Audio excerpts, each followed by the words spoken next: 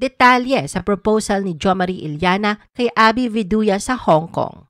Nito lang August 19, 2023, bumiyahe ang magkarelasyong Jo Marie Iliana at Abby Viduya papuntang Hong Kong at doon nila ipinagdiwang ang 47th birthday ni Jo Marie na ang actual na birthday ay noong August 16. Nag-alay pa si Abby ng gawa niyang tula para kay Jo Marie para sa kaarawan nito. Caption niya sa kanyang post, "Happy birthday baby! This poem I wrote is for you, my gorgeous husband. I love you at Jo Marie Iliana." Laman ng kanyang tula ay ang buong pagmamahal na nararamdaman niya para kay Jo Marie at ang pagmamahal na ibinibigay ni Jo Marie sa kanya. At ito lang August 20, 2023, masayang ibinahagi ni Abby sa publiko na nag-propose sa kanya si Jo Marie sa The Peak sa Hong Kong. Tila nabigla raw si Abby sa hakbang na ginawa ni Jo Marie dahil nauna nang nakaayos ang mga preparasyon para sa kanilang kasal, pati na ang pamamanhikan bago pa man nangyari ang marriage proposal. Saad pa ni Abby na nakakatawa nga raw dahil nauna na ang pag-aasikaso ng kasal nila at ang pamamanhikan.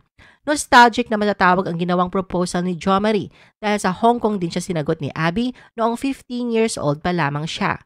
Caption ni Abby sa kanyang Instagram post, "He proposed and I said yes. This was such a big surprise." Kalakip ang mga larawan nila ni Jo Marie. Makikita sa larawan na nakaupo si Abby sa isang bench habang si Jo Marie naman ay nakaluhod sa harapan nito upang hingin ang kanyang kamay.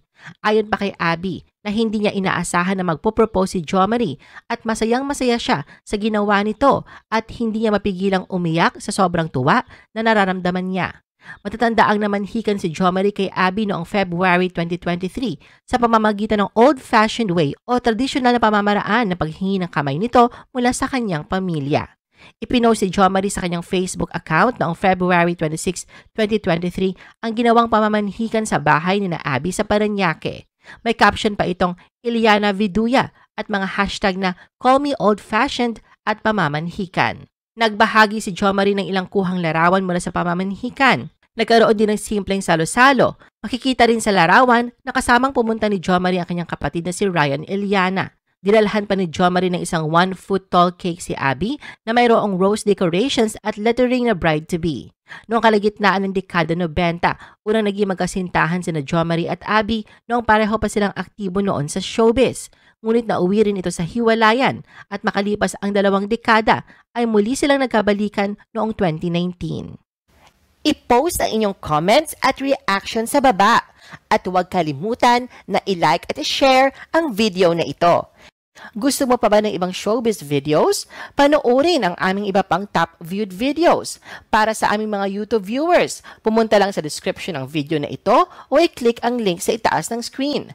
Para naman sa mga Facebook viewers, ay maaari ninyong hanapin ang mga link sa comment section ng video. I-follow nyo din kami sa Facebook at mag-subscribe sa aming YouTube channel. Thanks for watching!